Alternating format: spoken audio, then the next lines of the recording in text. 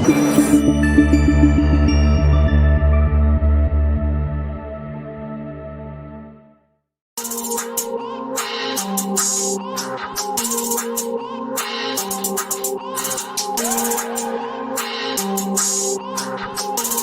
is Jessica, Oracle of the South. Join me tonight as we enter the portal into the world of cryptids, Bigfoot, aliens, UFOs, ghosts, and interdimensionals.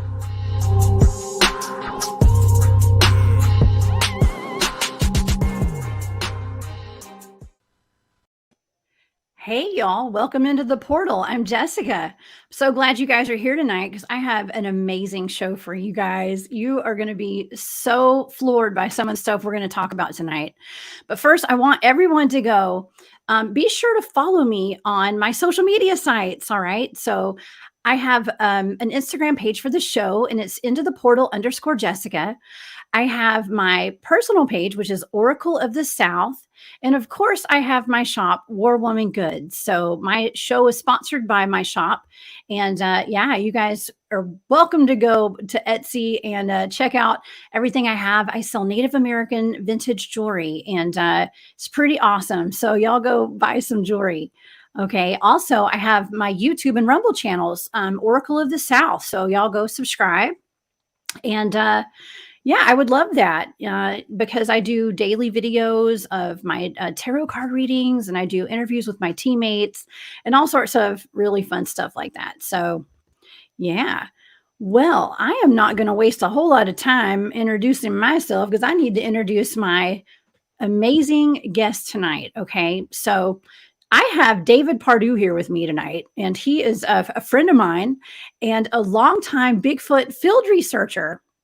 Okay, he's based out of North Carolina, and he had his first Bigfoot or cryptid experience when he was a teenager. Okay, so around 2006, he joined the BFRO, which is the Bigfoot Field Researchers Organization, for anyone who's not familiar, which I'm sure a lot of people watching my show are familiar with BFRO, but he was a field investigator till about 2014, and then he joined the Carolina Bigfoot Field Research Organization. All right, and then 2018, he, along with my former guest, Terry Windell of Rock Hill Bigfoot, created and founded the Carolina Cryptid Field Research team. So he's been doing research and investigations all over the South, okay, all over the southeastern part of the United States.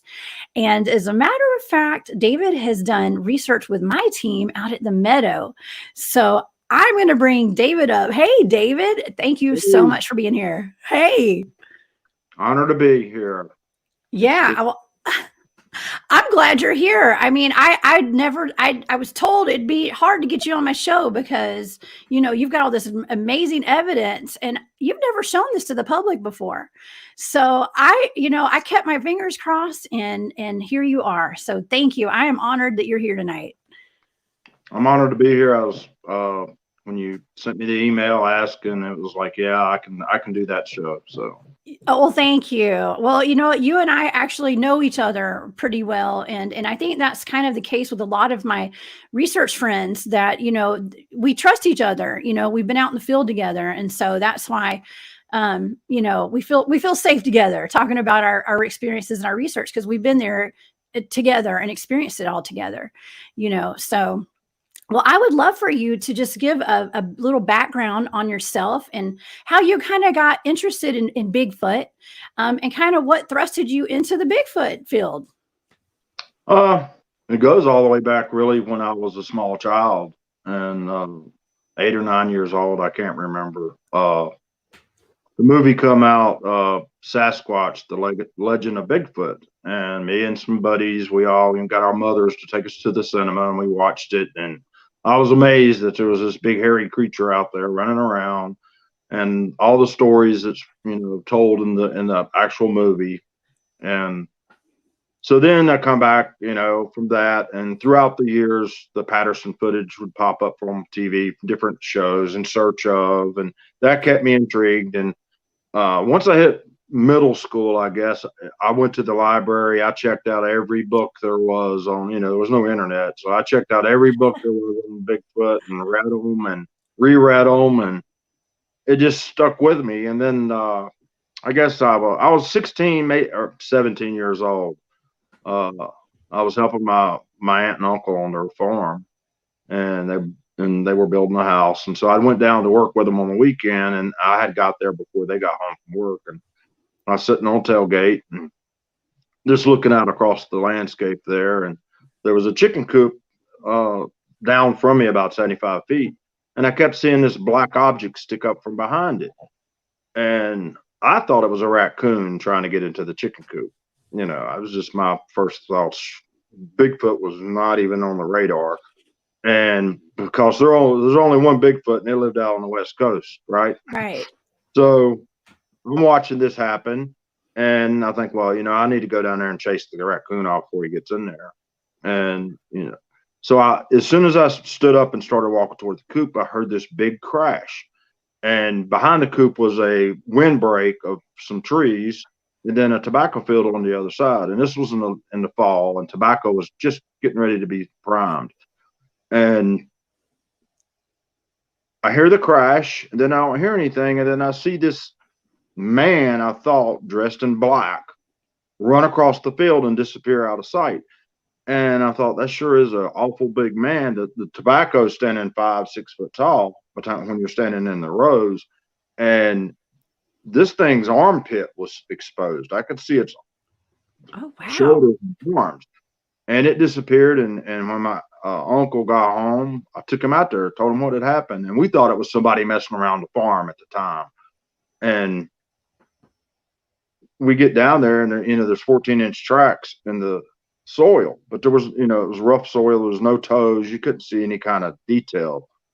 And I like, what was that? It was an awful big man.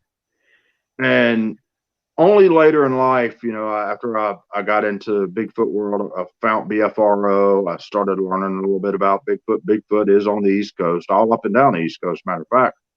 Mm-hmm. And then I knew what I had seen at 16 years old. It was not a man all along. It was a Squatch. Yeah.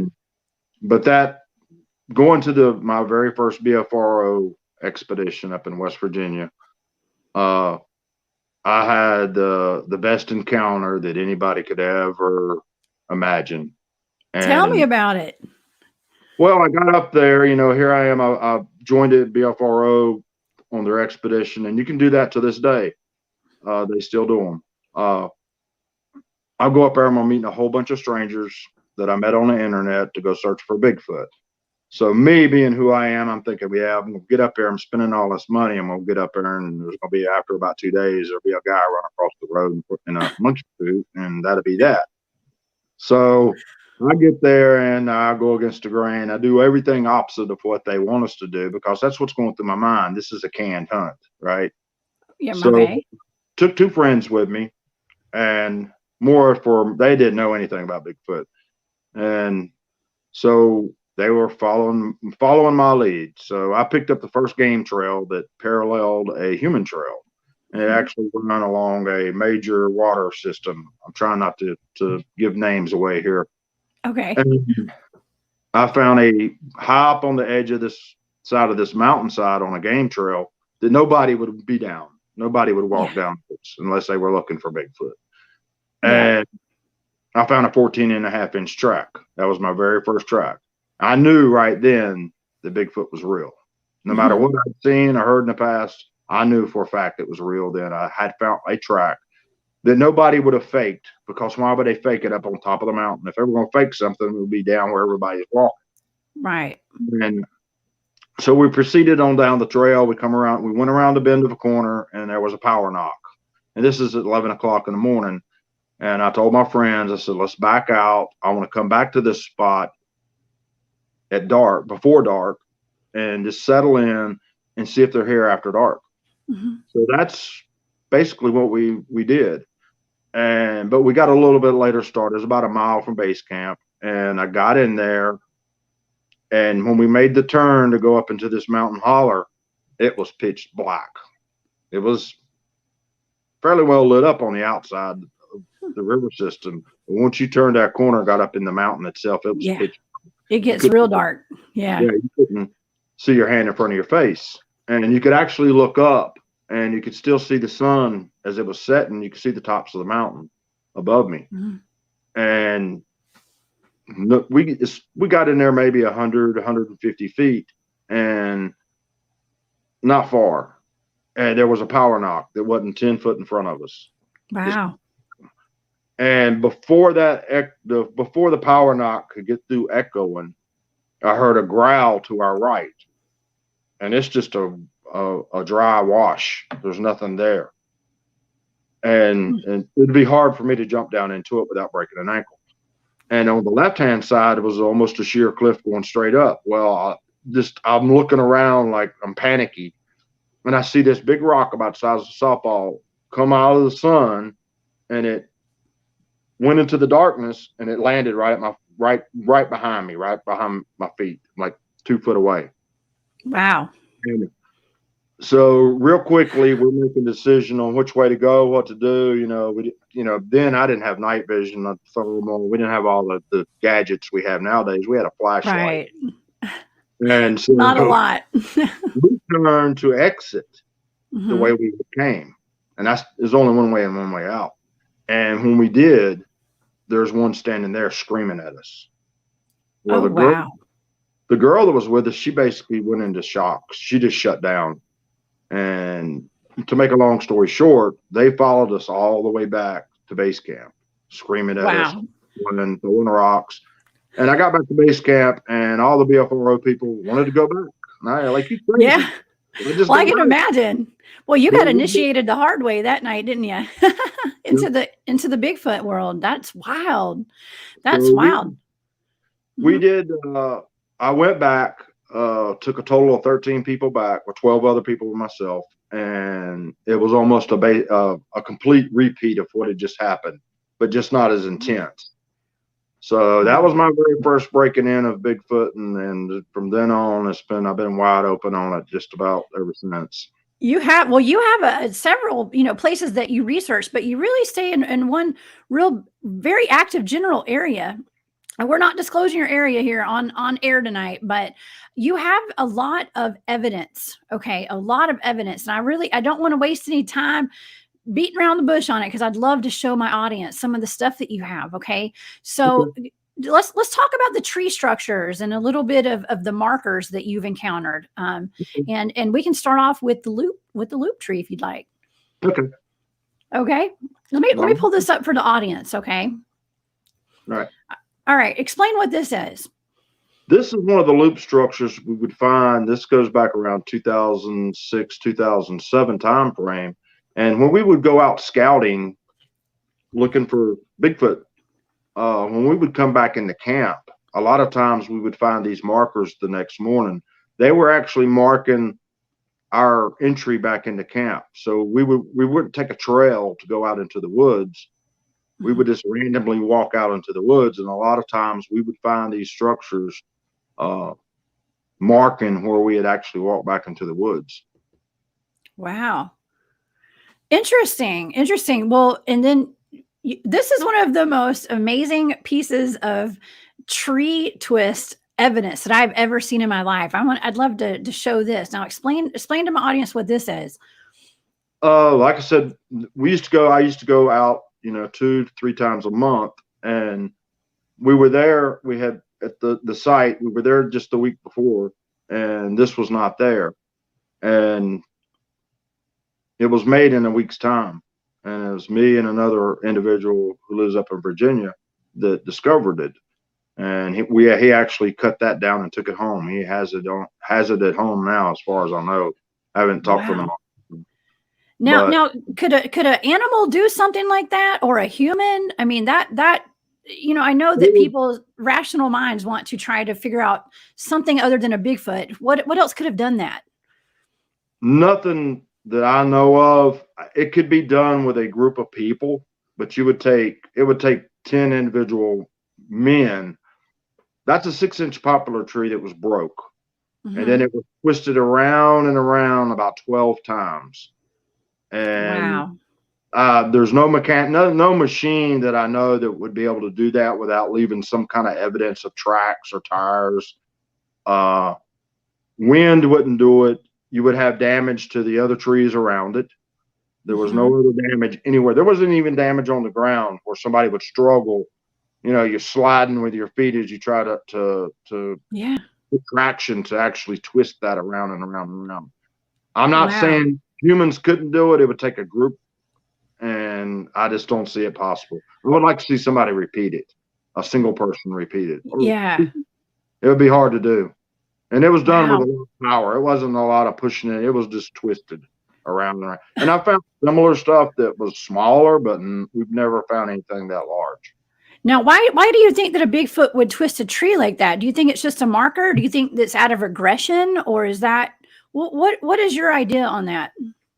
I think it's a show of strength and aggression type of behavior marker. And a little backstory on it, that loop that you showed first, it had been in place for a couple of years. And the Forest Service come in, and on the tree twist picture, you can see where they had cut a tree down. And when they cut that tree down, it landed right on that loop structure and destroyed it, where it had been up there for a couple of years. And this showed up in place right after, not long after that tree was cut down, that showed up. So I'm kind of to the theory that Bigfoot, you know, hey, you tore this one up to tire, you know, make one bigger and badder. Right. And it's in an area that is at the time was highly active. I mean, highly active.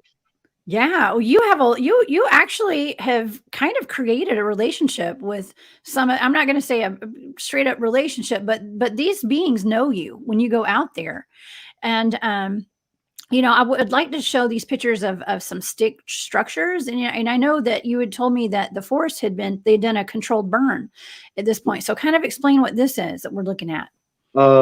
This is in another area. The Forest Service had done a controlled burn. It is actually actively burning the day we were out. And we actually left early because the wind had changed and it was blowing the smoke back on us really bad. Everything on the ground was burnt. There was not a stick that was not burnt anywhere in that area. Everything on the ground was completely burnt up. And this couldn't have been but maybe 12 hours. I talked to one of the Forest Service guys and asked them when that burn had been started, just to get an idea of a time frame. I didn't tell them why I was asking them that, but just to get a time frame. This structure was 12 hours old, and it just happens to be that the number of sticks on there is actually what I think, by photographic evidence and personal experience running into them, how many squatches there are in that particular area. And I've seen it in West Virginia, the same type of stick structure. And at the time we had 3 individual Bigfoot interacting with us. And they actually, this goes back to that original thing. They put a three stick structure up in between 2 groups we split up. So it was only minutes old that they built that between us. Wow. And so that's how I come up with the idea that each stick represents an individual animal or an individual. Very cool. We run into it a number of times, that particular type of structure. But on those, but you also have pictures of these teepee structures, and those are pretty common as well, right? Yep. I used to find these a lot. I haven't found them in a lot of years. But the teepee structure, I've always, for folks that's out there looking for them, the best place to find them is at the intersection or a junction of a human trail or a road. And they'll always build it. If you got a trail that's going up and makes a hard right-hand angle, it'll be on the inside of that bend. They'll usually build them right there is where you'll find them. I've never found one in the open forest. It's always been next to a road or a trail. And there's, I don't know, I think you had a couple examples of them, but they're all, every single one of them that I've ever found was at the junction of a trail or a road. So very interesting markers. Now, going back to you having a type of relationship with some of these beings where you recognize them from when they were children, you know, when they were juveniles, and now they've grown into adults. So I'd like to talk about Matthew for a little while, for just a minute. And I know we have some pictures here. So explain who Matthew is. Matthew is one that the gentleman that was in the tree twist picture. we set a camera trapper up, and this was around 2007-ish, I think. 2000, was that 8? No, it says 2018 on the picture, but this is a different picture that you're not showing tonight. Okay. And actually, this individual squatch, he has the dark eye band. You can see he's leaning up against the tree, but we have a picture of when he was a baby on his mother's hip, and you can still see the hands. Yes. I'm not sharing that one tonight, but I followed him ever since he was little, and not just my cameras, but Don Tart. I think you know Don. Yeah, Don's in the live chat tonight. I just saw Don. Hey, Don. Yeah. Don has a photo of the little guy too, beside his sister. Oh, does he? Yeah. Cool. And so we've been able to keep track of them throughout the years. I have a picture of Big Daddy, the big alpha male that's in the area. He looks like a whole lot like Chewbacca. When you first look at him, pop up in your head, it's Chewbacca. And I haven't seen him in a long time. I think he's gone. I think he's passed, or he's moved. He's out of the area. There's another one took over. But most recently, Don got another photo on the last trip we were down there, and it's got to be a male just by its size and the way it looks. But yeah, Matthew, I've been, let me pull Matthew back up. But these are actually still shots. And I went in, and a friend of mine enhanced the other one where you can actually see the bands in his eyes. But it's actually still shots from, and that's a reverse negative of the same photo. You just look, we just reversed it to pull out some detail of what we're looking at. But those are actually still shots from 69 minutes of video that I have. It's not this camera. It's video. You actually see he turns his head slightly. You see his eyes glow, and he turns his head back. They go out, and my camera actually run out of battery. And when I went to replace the batteries, he was gone. And that's usually the way it works. But I did get 69 the video of him watching us. Yeah, the reason I call him Matthew is because Hurricane Matthew was moving up the coast, and we decided to go camping. And of course, and it rained on us. We wound up bugging out about 4 o'clock in the morning because it was just raining so hard. And it was like I had enough water in my tent to support a goldfish. So that's how it works sometimes. It seems like every time I go out in the field, it's raining, cold, or too hot. So it's never it is what it is. We're diehard Bigfooters sometimes, but yeah, I've seen several of your videos, and tonight we really just have still shots from your videos, but these videos are very impressive. We don't have time to show all these videos, first of all, but it's just as effective showing the audience the still shots. Now, you also have had an incident where there was a Bigfoot that put a handprint on one of the restrooms out in the field where you do some research, right? Correct. Let's see. Let's pull this up.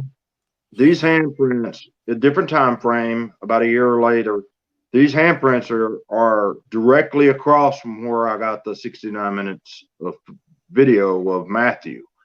But these are directly across from that site. Wow. And that's the left hand. And when they were discovered, they were still wet to the touch. Really? Yep.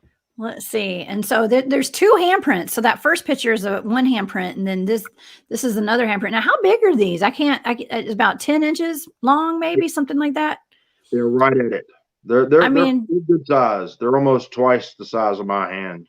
That's huge. The fingers are wide. Everything about it's just, if you look down there, you can see the wrist. The wrist is 3 times the size of my wrist. They're huge. Yeah, well, you can see that hand right there at the bottom of the picture, just for scale. That's and the measuring tape, of course. But that's a huge print. That's like bigger than Shaquille O'Neal's hand. And I've seen Shaquille O'Neal's hands; they're huge. They're huge.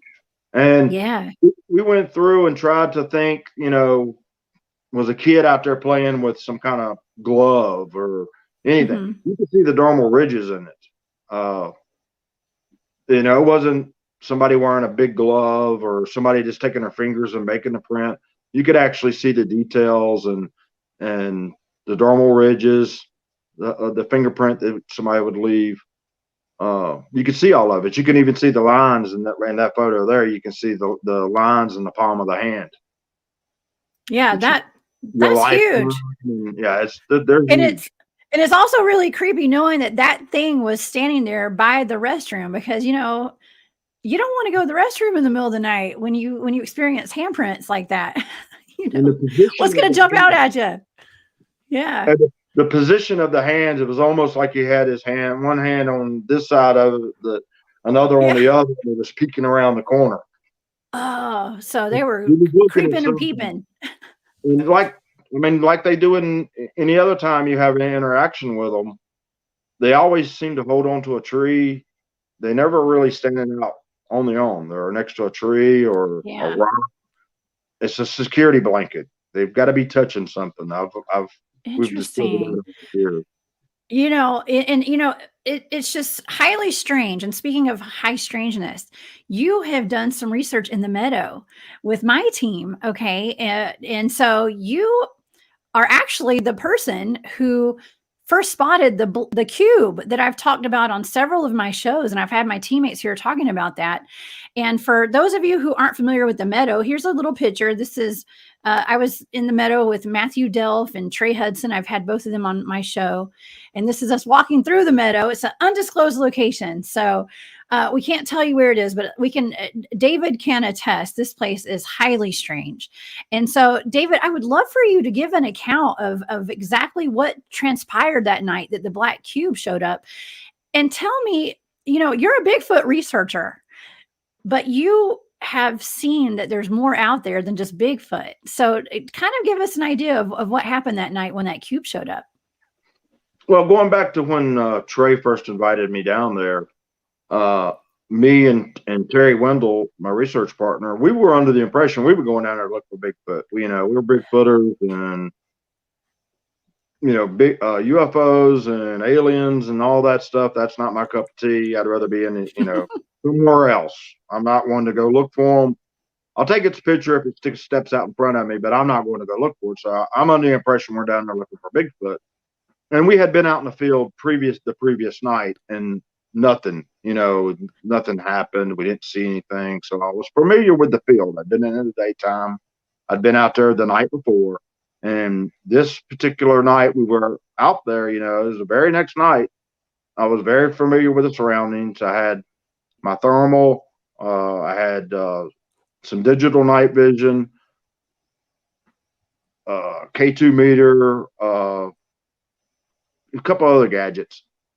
And we're out there, and the whole reason we were in the field, we were broke up into 4 teams, and we had a team at the front of the field, a middle team, and then an infield. And then we had the bait team, which was going to hike across the little ridge that we were all supposed to look. And what we were doing was using the thermals to monitor their progress across the mountain and to see if a squatch would fall in behind them and follow them. That was the whole reason we were there. So I'm constantly scanning the field. We're waiting on them to show up into view. And we didn't see any deer. I didn't see any kind of other wildlife out there. Yeah. We did make contact with them. And between making contact with the team that was on the ridge, all of a sudden in my field of view, right dead center of this field, the meadow, is this square box or cube. I could only really see 2 sides of it, but you could tell it was 3-dimensional. And it had a doorway in it with depth. It went from the edge of it to you could actually see, like you could walk into the door. And then on the left-hand side of it was what would be a Christian cross. The only difference was down where the foot area of Jesus would be was another cross member, smaller. And I looked at it for 2 or 3 minutes, just trying to figure out how this building get into the middle of the field, when there's nothing there, right?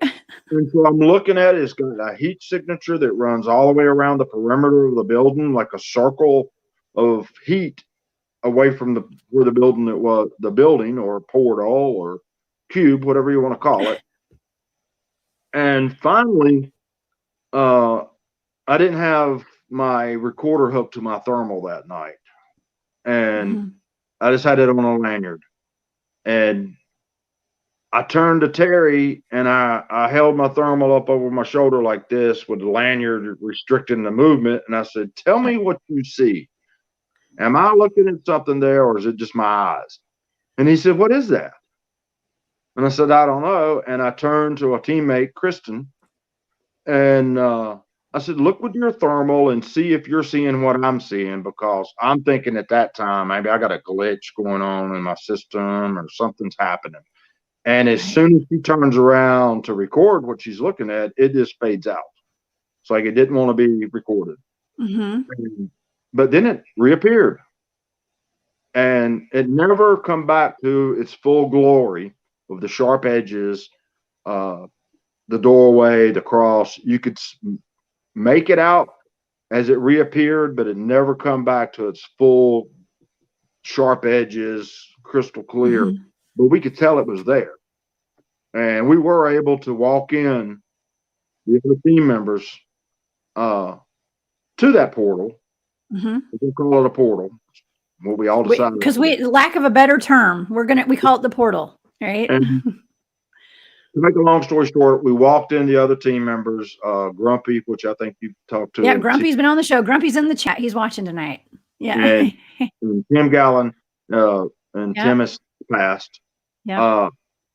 But we were able to walk them into it using thermal. You couldn't see it with a natural eye. You couldn't see it on night vision, but we walked them in using thermal. And when they got to the other side, they described a black veil. Like it was, you couldn't see the skyline behind us, you couldn't see the stars, you couldn't see the trees, and the temperature dropped notably colder. Mm-hmm. So they were standing in something, either just inside the doorway of it or whatever, but there was something physically there that they were able to feel the effects of.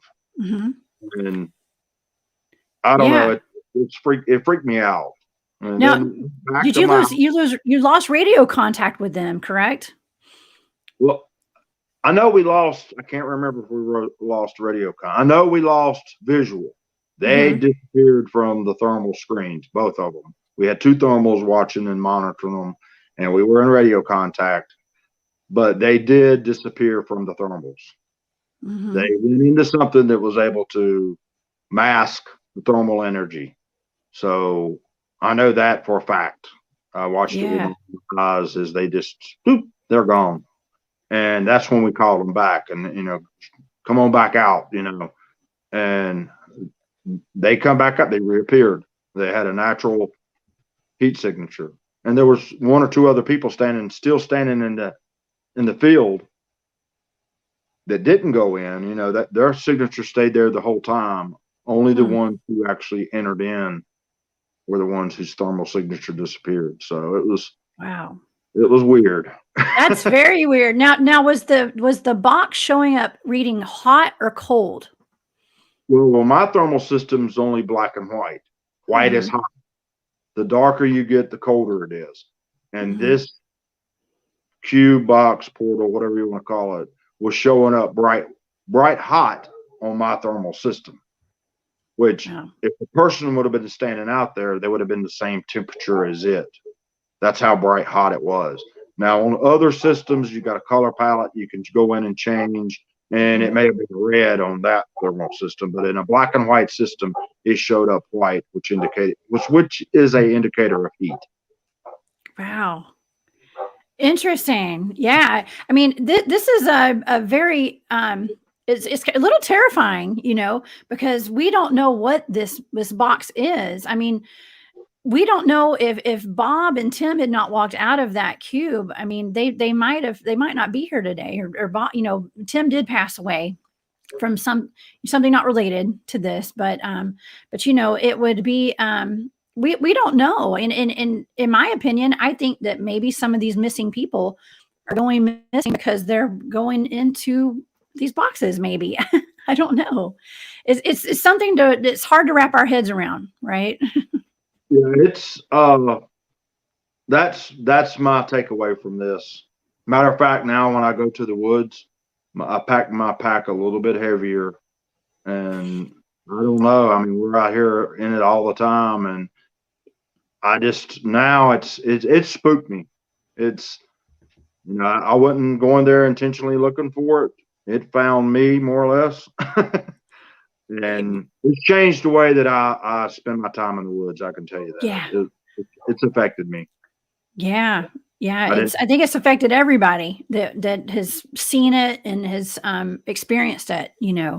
It's affected everyone. Now, you obviously have seen and experienced more than just Bigfoot now out in the woods, and that's including ETs perhaps and little people and all sorts of different cryptids. And my show is all about cryptids, and I believe in anything's possible, right? And but in the same area where you've had the tree twist and you've had the tree structures and you've had all the experience with Matthew and all the Bigfoots, you've also got a video of something peeking out from behind a tree that I've seen.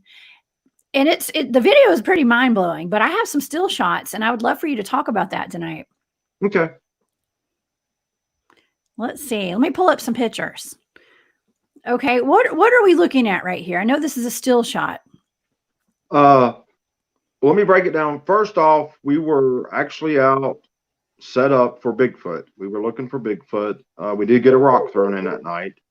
And I don't know, 3/4 of the way into the night, I pick up on my thermal this entity that is standing in the V of the tree, dead center of that photo. You see him there, he's got his arms crossed. And he's just watching us. He's 25 foot away. We could not see it with night vision. We had third grade, military grade night vision. We had some digital night vision, and with our own eyes. That tree was actually lit up with a lantern. It was the whole area was pretty well lit up. You would have been able to see it with the naked eye, but we couldn't see it with the naked eye. Couldn't see it with night vision, but you could see it with thermal, and it was there. And so I locked on it. We filmed it for over an hour, and but the different photos that you show, you see him change positions. If you watch the video, there he is facing off to the right hand side, and you can tell how flat the face is there. And there's actually 2 or 3 of them there in one of the photos. If you look at it, the one has a kind of a reptilian looking face. You really Let's pull it back up. Is it in this photo right here? The very first one. Okay, right here. If you're able to zoom in on that, it's got a weird shaped head and a weird shaped face. It almost looks lizard-like. I have these pictures too. This is just a different, this is the exposure. The other one that was in the same spot, and they kept changing positions. And this one has the classic big eyes of what you would see alien. And there's another photo where he's actually leaning out, and you can see the big eyes.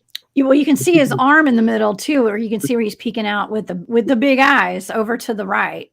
Yeah. And if you look at the other fork, you can see something poking out. That's the other one. And they were taking turns looking back and forth. There he is. Yeah, there they are. Alien eyes. And they go from one side of the tree to the next, which is in the video. You've seen the video. I've seen the video. Yeah, very compelling.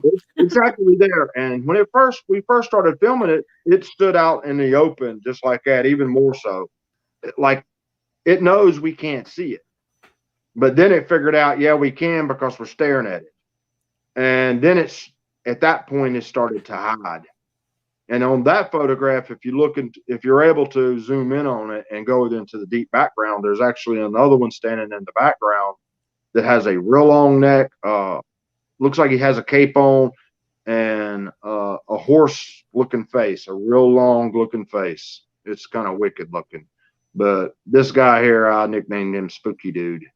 Spooky Dude.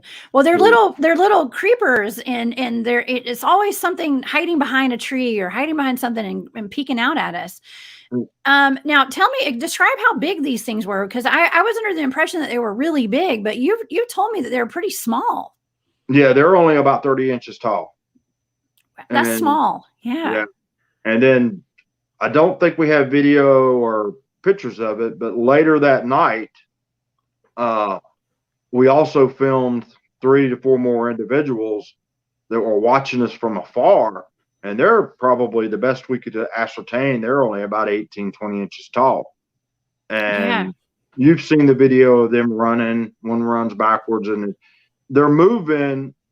They're like they're physically there, but they're not there. They're in between. And when they move real fast from one point to the other, it's almost like Star Trek jumping the light speed. They pull, the heat energy is pulled and it looks like it's a blur. Yeah. So they're physically not here, but they're on a dimension we're picking up part of it. Yeah. It's like a different frequency, right? Yeah, it's like trying to tune in a radio station. You know, you get the static, and we're getting the static is what we're seeing, and that one blew my mind too. And that was, of course, before the meadow experience, so I was already aware of other stuff out there. And we did go back we always go back when we get video, and we do comparison shots and see how big stuff is. Was it actually standing? And we document all of that. We have drawings, how far away we were, how far the light source was, how far the fire was. All that's documented. And it's about 30 inches tall, the best we can ascertain. So that's pretty small. The little guys, they were even smaller. But we did go, when we went back to do the comparison photo, David Moser, my research partner at the time, that was with Carolina Bigfoot Field Research, we were able to, on one of his thermals, capture another one, very similar look.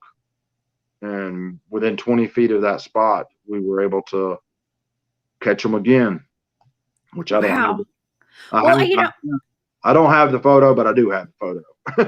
Yeah. Well, I mean, I do have that video, but it's a video of a video. So it's a little hard to tell what it is, of the little people where they take off running and stuff. And, you know, maybe we get a better video one day, you know. Go in and cut it out of the original video, but when you're dealing with about 2 hours with video, and there's an hour of spooky dude at the very first of it, and then there's and a couple hours lapse, and then we pick up these guys. I got to go back in, and I have so many videos and pictures. I've got 2 terabytes full of stuff, and I bet I'm going to go in and pull that video up and go in and have it cut out a section that's small enough to present that it's not an hour-long video, and go in and maybe cut out a couple seconds of footage and to be able to show folks. Yeah. Well, hey, you've got great evidence, and so my question to you is, what do you think we're dealing with out there when it comes to Bigfoot and all these beings that we're encountering? I mean, do you believe that they are interdimensional? Do you believe that they are skin and bone? I mean, what is your take on all of this with your experience?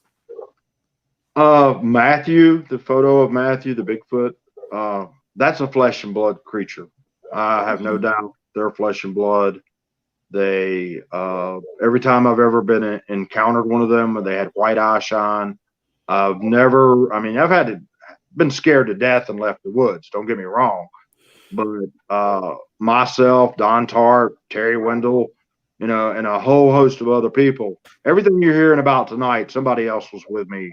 It's not just my story. There's other people out there that experienced it at the same exact time. We've never felt evil from these individuals. Now, there is something out there with red eye shine that acts a whole lot like a Bigfoot. You get the heavy footfalls. That's something that is not of Earth. If it is, it's in another dimension. Yeah. I think they're dimensional. I think they come and go.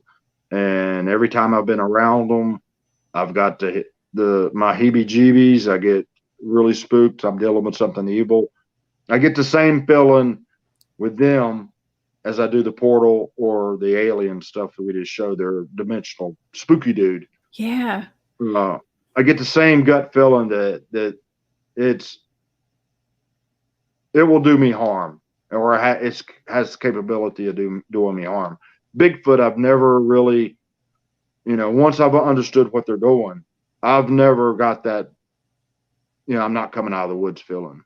Yeah. With these, I have no idea, and I have no control over it whatsoever. I've experienced other stuff out there that I don't have photographs of or anything. And like Don Tart, you need to get him on the show.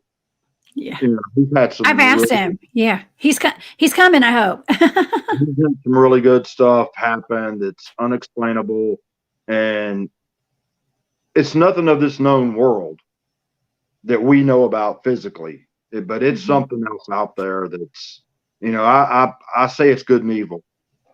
Good and it's evil. Either good or bad, and there's a lot of bad out there. And what it is, I think it's demonic, and maybe that's just my religious beliefs.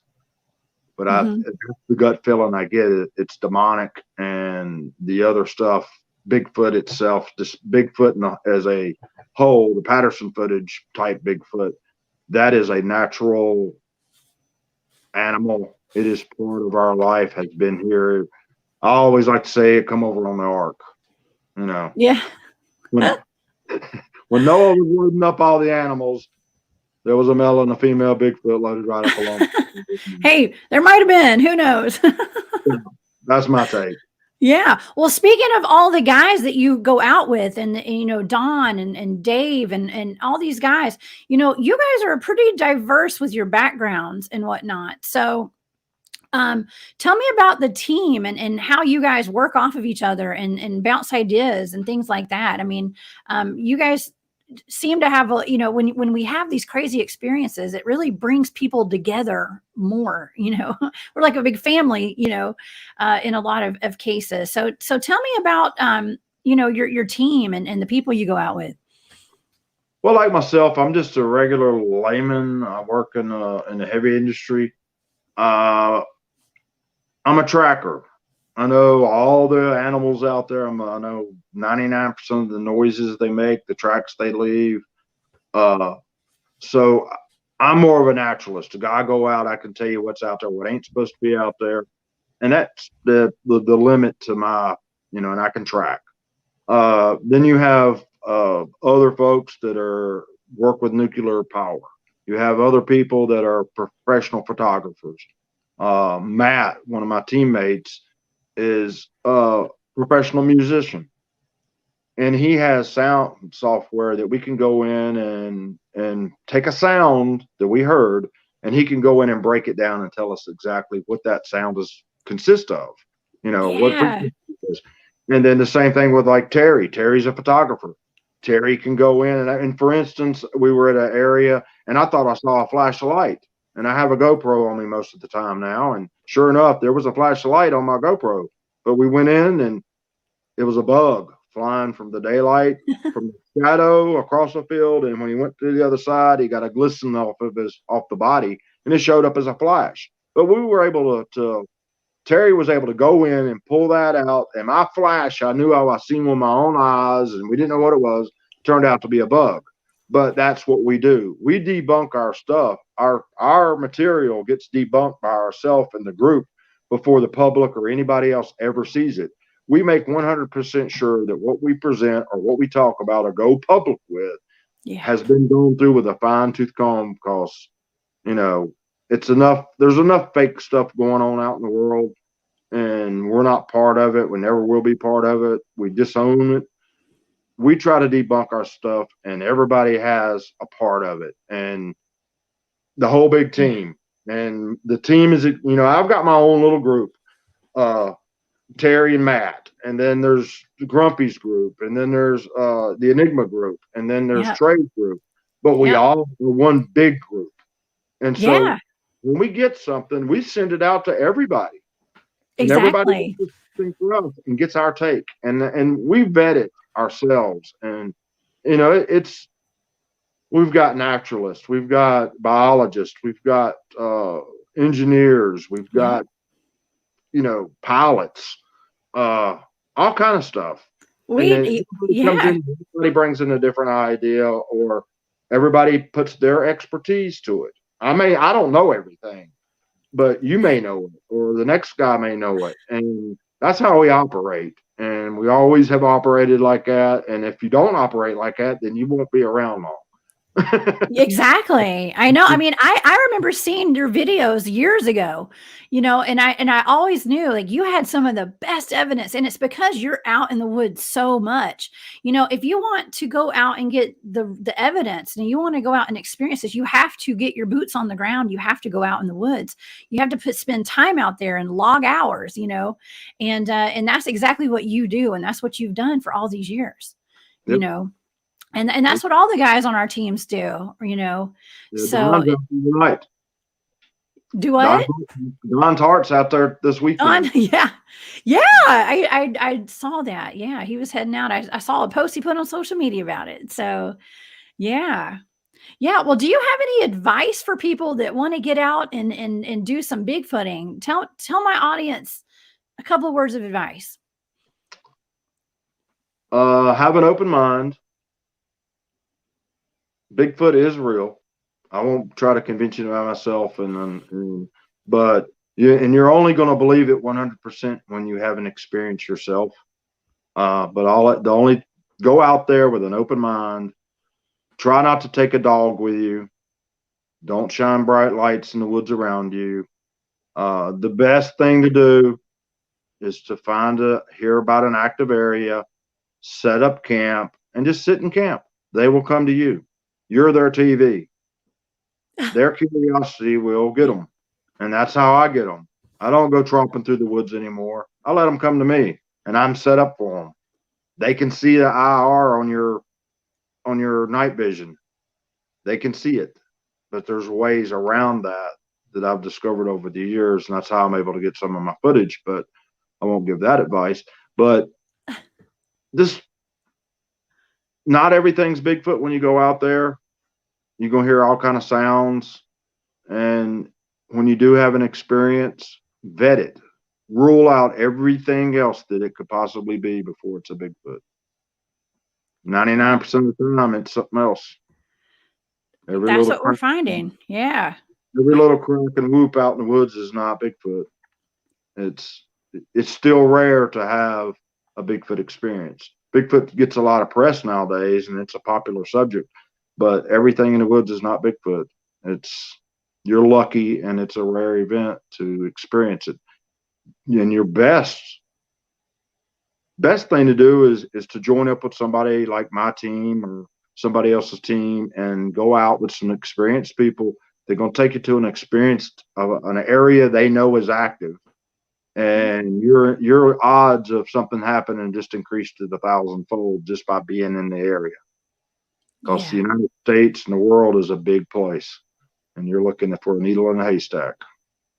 That's right. And, and it's all about who you know sometimes too, because the people that we go out in the woods with are very switched on humans, and we seem to attract a lot of weirdness out there, don't we? Yeah, here lately, especially since 2012 really on, I never experienced anything out there like I've been experiencing the portal, the alien type stuff. Yeah. It was always Bigfoot or just nothing. And now it seems like this stuff is showing up more and more. It is. I've noticed that as well. Yeah. Well, David, we've run out of time. And so I want to thank you so much for being here tonight. Now, people can find you on your Facebook page with Carolina Cryptid Field Research. Is that right?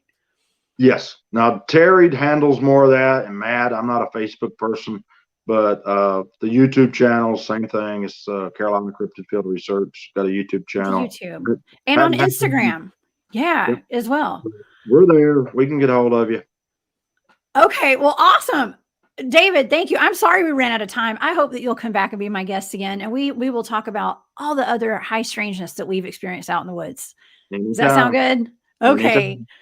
Thank you, David. Awesome. Well, everybody, thank you all so much for tuning in tonight. I saw a ton of Bigfoot field researchers.